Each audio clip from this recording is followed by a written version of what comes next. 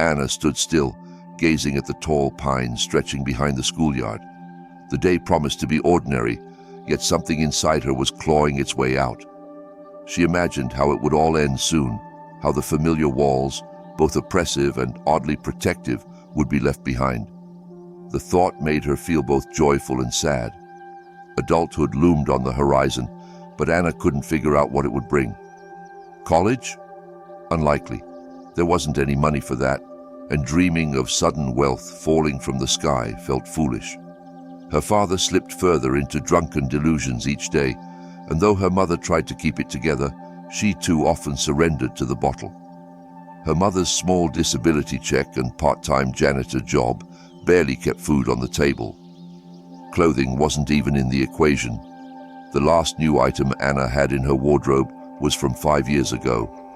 These problems had become part of her DNA, inescapable, embedded. But more than anything, she was consumed by hatred, not just anger, seething, molten rage, especially directed at her mother. Sometimes when her mother allowed herself a little break, Anna wanted to scream, and then guilt would wash over her. She saw how her mother aged before her eyes, how her strength faded into sorrow and emptiness. "Why should I have to live like this?" she asked herself, staring at the grease-stained stove where they had recently eaten breakfast in near silence. She blamed not just her parents, but the country, the past, everything that had crushed their lives.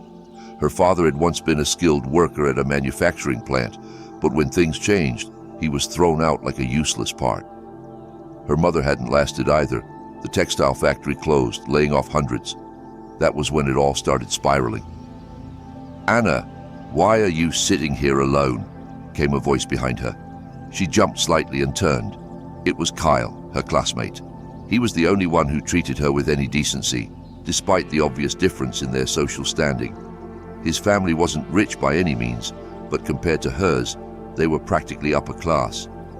"Just thinking," she muttered, trying to mask her inner turmoil with indifference. "Thinking? About what, if you don't mind me asking?" "Graduation, I guess. They're supposed to announce something important at homeroom today." Kyle smirked and sat down beside her. "You even going? Or not in the mood for celebrations?" She looked at him defiantly. "Are you going?" "It's your graduation too." "Couldn't care less," he shrugged. "I'll take my diploma and forget this place ever existed. Just look around. This school's been dead for years. Hope died with it." Anna had no reply. Despite everything, she felt sorry for the school. Among all the disappointments, there were a few kind memories, rare but meaningful. "And you," Kyle continued. "Have you ever thought about leaving? Starting over somewhere else?" "Leaving?" She frowned. "Where would I even go? I can't afford a bus ticket, and even if I could, what would I do there?" "Wash dishes." "And what's so bad about washing dishes?" she replied. "It's honest work. I'm not afraid of working." He leaned in closer. "You're stronger than you think. Don't give up." Anna looked away.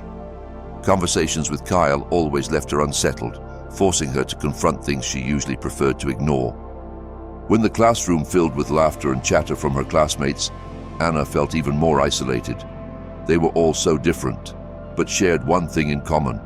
None of them, at least from her perspective, carried the kind of burdens she did. The teacher walked in holding some papers. It was Ms. Morgan, a woman with an inflated sense of self and a perpetual look of dissatisfaction. "All right, everyone," she began. "Today we'll go over the graduation ceremony plans, but first..." Her eyes landed on Anna with a critical glance that made the girl shrink back in her chair. "Anna," Ms. Morgan said sharply, "are you sure you plan on attending our event? It's a celebration, not a charity drive. You do understand there are certain standards to meet." Her words struck like a knife. Anna flushed red, feeling tears welling up. "If you'd prefer," the teacher added, loud enough for everyone to hear, "you can pick up your diploma early. That would save us all from an awkward situation." A quiet snicker rippled through the class. Kyle, sitting nearby, stood up abruptly. "Wow," he said flatly. "Teacher of the year, huh?" "Excuse me?" Ms. Morgan bristled. "Maybe you should work on yourself instead of tearing others down." The room froze. No one had ever spoken to her like that. "Kyle Summers, who do you think you are?" She snapped, her face red, but he was already walking toward the door, ignoring her calls. Anna looked at him, stunned by his defense of her, feeling a strange warmth spread through her chest. She realized this moment would change them both. Back home, chaos waited. Her parents were drinking again. "How was school?" her mom asked without looking up. "Fine," Anna said dryly. She felt something snap inside. "You like living like this?" she blurted out.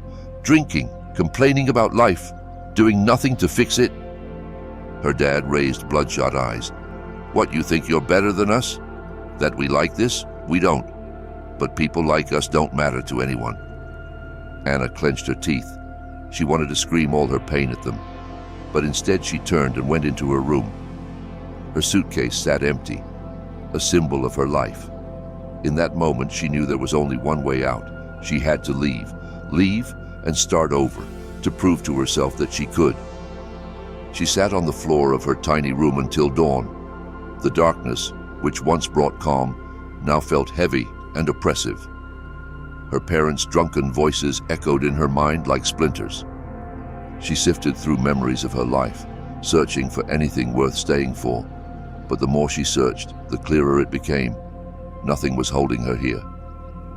As the soft pink light of sunrise crept across the walls, the door quietly opened. Her father entered. This time there was no scent of alcohol. His face was worn, his eyes tired, but clear. "Anna," he began, sitting on the edge of the old sofa, "you were right." Anna looked at him suspiciously, waiting for some cruel twist.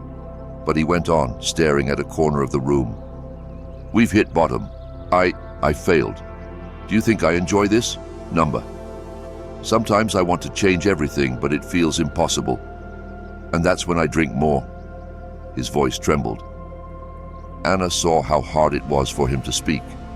For the first time in years, she felt sorry for him, and angry all at once. Why now? Why not before? "I know you're planning to leave," he added quietly. "And you should. I want you to." Anna's heart clenched. She had hoped he might say, "Stay, we'll figure something out." Instead, his words confirmed her choice. Then he pulled a crumpled envelope from his pocket and handed it to her. "It's not much. I saved it back when I still had a decent job. Should be enough to get you started." She didn't take it right away. She studied his face, trying to decide if he was sincere. He seemed like a new man, still broken, but with a flicker of shame in his eyes. "Take it," he said again, looking away. "You deserve better than this pit." Anna reached for the envelope, her hand heavy with emotion. "Thank you," she whispered. That morning, Anna packed the few belongings that might serve her on the road. There was far more she didn't have. No warm coat, no sturdy shoes, not even a decent dress for graduation. But at that moment, none of it mattered. She met with the school principal, lying that she had to leave urgently, something about a sick, distant relative. The principal only nodded, visibly relieved as she handed over the diploma. "Good luck, Anna," the woman said, avoiding eye contact. Tears threatened, but Anna held them back. She didn't want to show weakness, not to this woman, who seemed almost glad to be rid of her. At the bus stop, Anna found Kyle waiting. He leaned against the bench with a closed-off look on his face. "You're really leaving, huh?" he said. Not a question, just a statement. "Yeah," she nodded. "What's next? Do you even know where you're going?" She shrugged. "I'll head to the city, find a job, maybe apply for night school someday. But there's nothing left for me here." Kyle furrowed his brow, staring at the road in silence. "Take me with you," he said suddenly. Anna looked at him, startled. "What? Why? You've got everything here. A home, family?" "Yeah, right," he scoffed. "It only looks okay from the outside. Inside, it's the same kind of mess as yours. I want out. I want to live, not pretend everything's fine." Her expression softened. She hadn't expected that from him. "Kyle, this isn't a joke. It's going to be rough." "And it's easy here?" he shot back. Anna said nothing. Instead, she gave a small nod, an unspoken yes. She didn't think she'd make it to the city so quickly. The bus terminal was a whirlwind of noise, motion, and the smell of 1,000 unfamiliar lives. She felt tiny in this sprawling world, but Kyle was beside her, and that made it a little less scary. The first thing they did was find a cheap room to rent.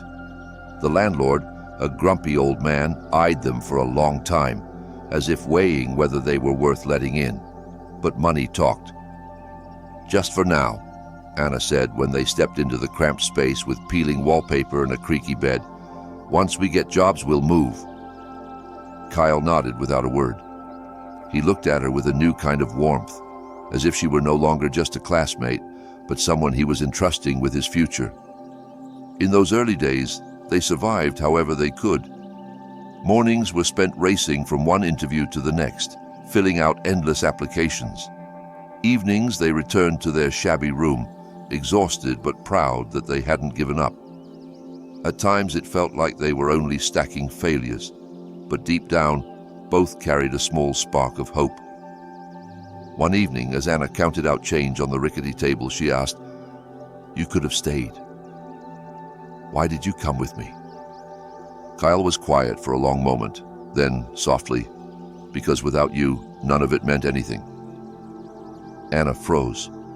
Those words hit harder than any insult or humiliation she had ever endured. She looked up and met his eyes. In that moment, she realized Kyle wasn't just a friend.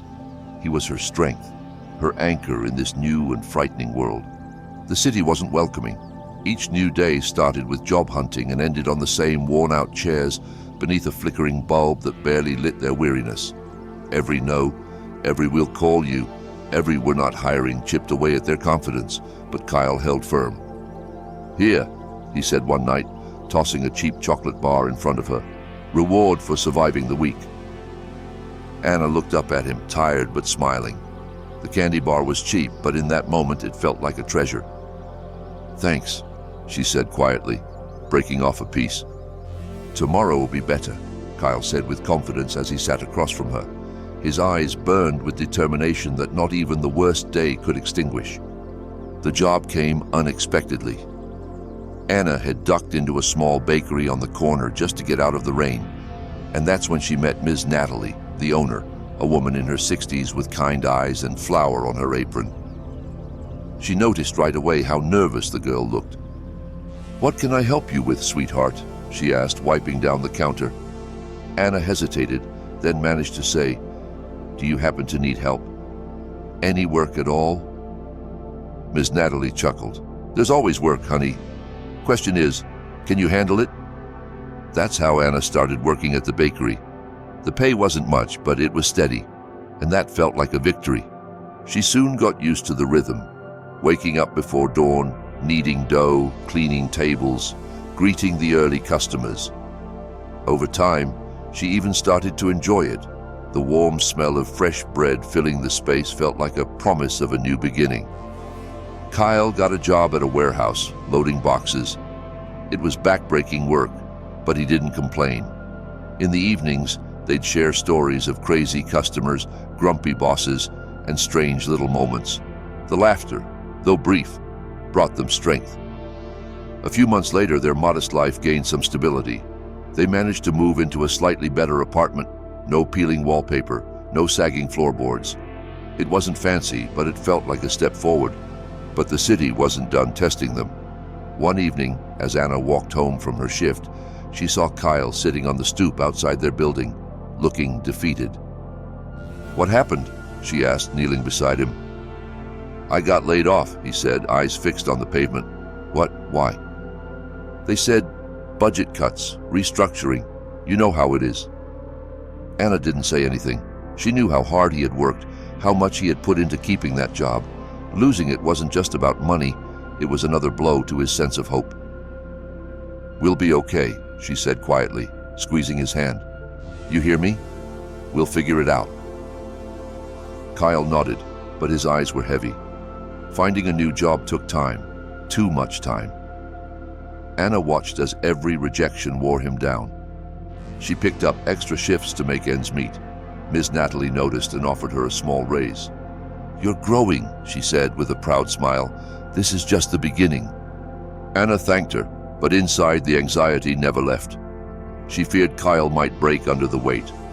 He held it in, but she could see it. One night, when they were both especially worn out, Kyle spoke up. "You know, I thought I could handle this, thought I was strong enough, but sometimes I think, maybe we'll never get out of this hole." Anna paused. She felt it too, that creeping dread, but she met his eyes and spoke softly. "If we give up now, what was the point of even starting? You told me yourself, it's all up to us. Has that changed?" He was silent for a moment, then nodded slowly.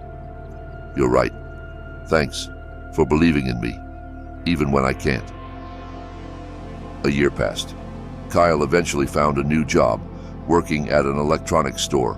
It wasn't glamorous, and it wasn't his dream, but it paid the bills and gave him a sense of purpose again. Anna continued at the bakery, occasionally entertaining the idea of going back to school part-time. But for now, it still felt like a distant goal, one she hadn't yet earned the right to chase. They were no longer surviving day to day. They were living in the smallest, simplest sense. And then something happened that neither of them could have predicted. One evening, as Anna wiped down the counter at closing time, Ms. Natalie sat down across from her with a cup of coffee and a knowing look in her eyes. "You know," she began, "you're smart. You work hard. You're honest.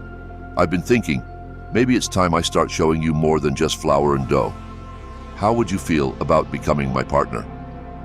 Anna stared at her, confused. "What do you mean?" "I mean," Ms. Natalie said with a soft chuckle, "this bakery's not going to be mine forever. I need someone to help me run it, someone I trust. I don't care if you've got money or a degree. I care that you care." Anna shook her head. "But I can't.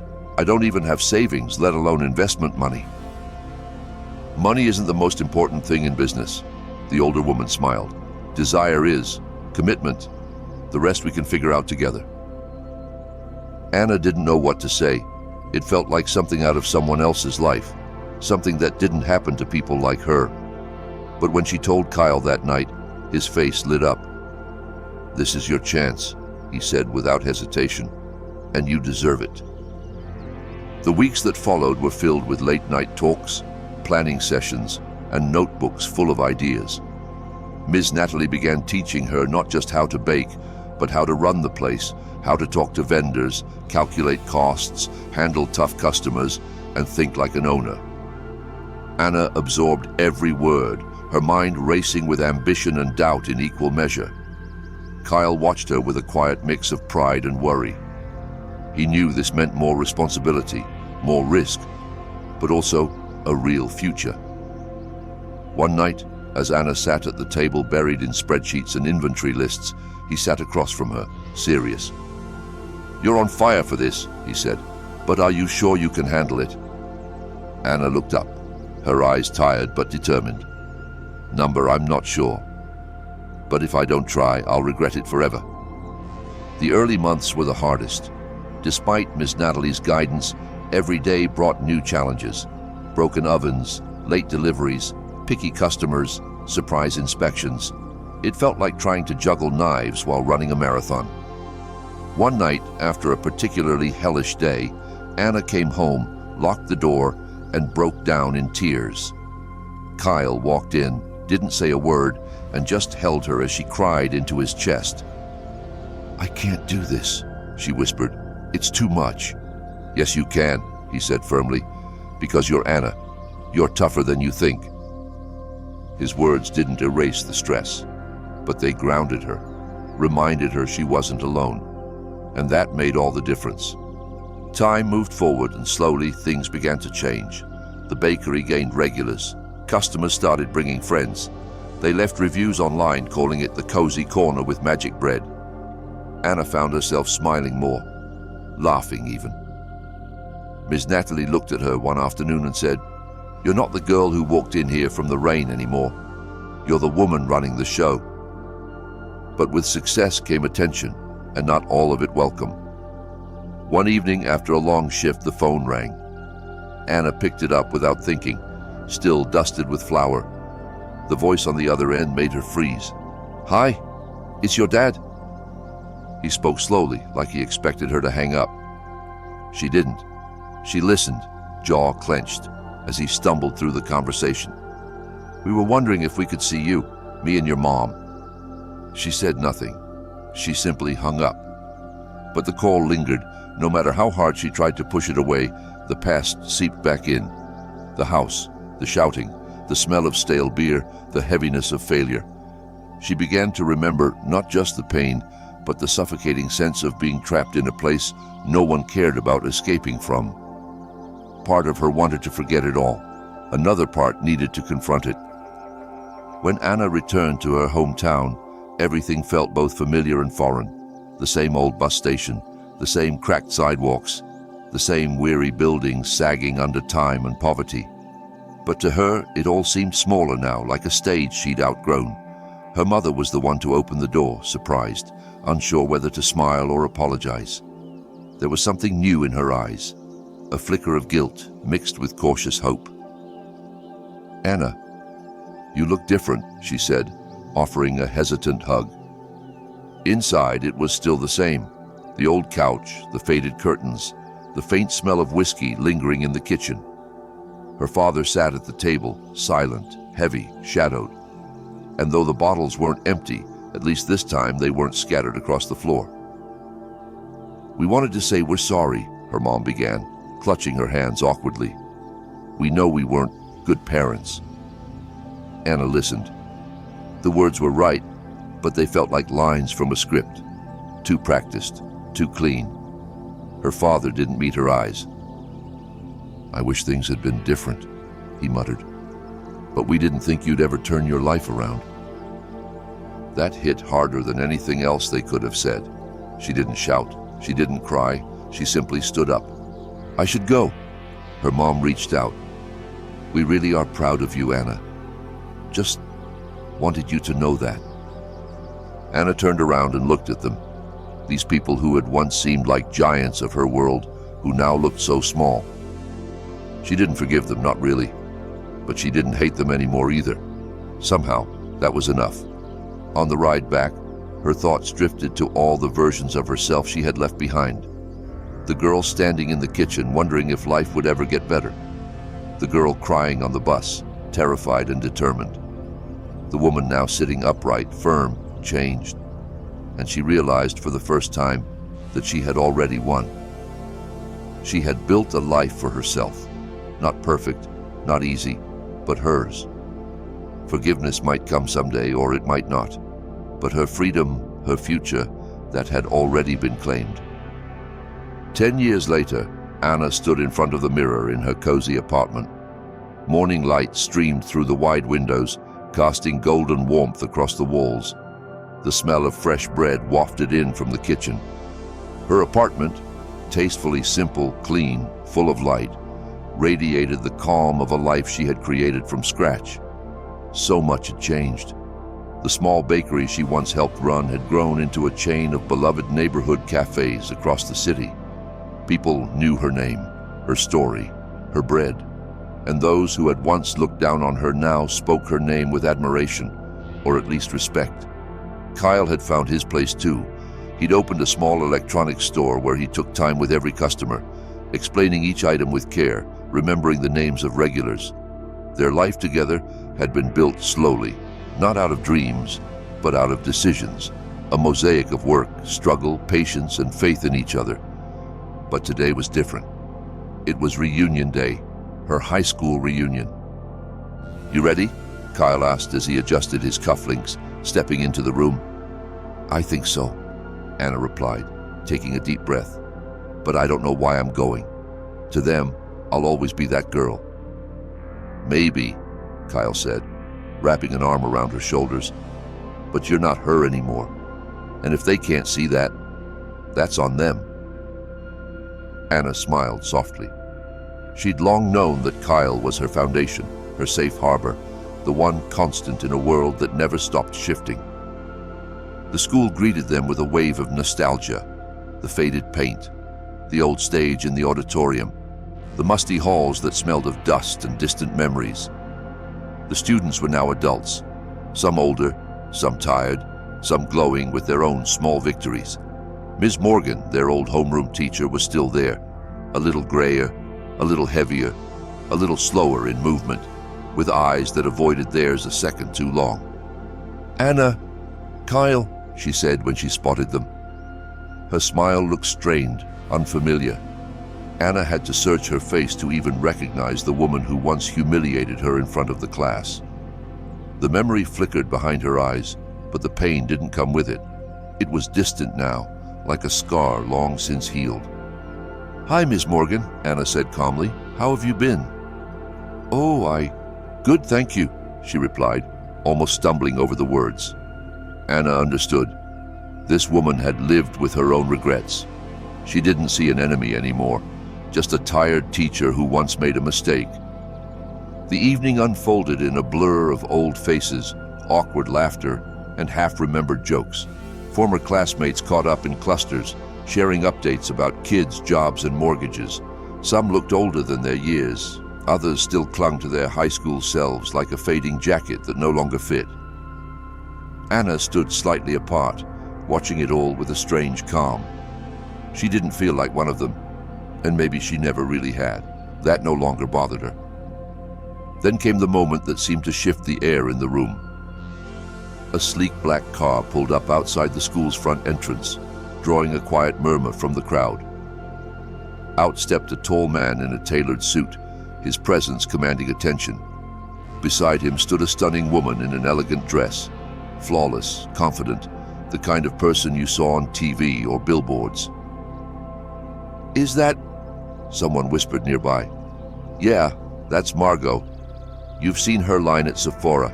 She owns it, makes millions." The man looked around, eyes scanning the room until they landed on Anna. He approached with a faint smile. "Anna," he said, his voice smooth, controlled. "It's been a long time." "It has," she replied, nodding. "A lot's changed," he added, glancing around at the crowd. "It really has," she agreed. "For both of us." He smiled again, then turned toward Ms. Morgan, who stood frozen a few steps away, arms folded tightly. "Ms. Morgan," he said, loud enough for everyone to hear, "do you remember telling me that I couldn't sponsor our graduation party unless I proved I was worth the investment?" The teacher's face drained of color.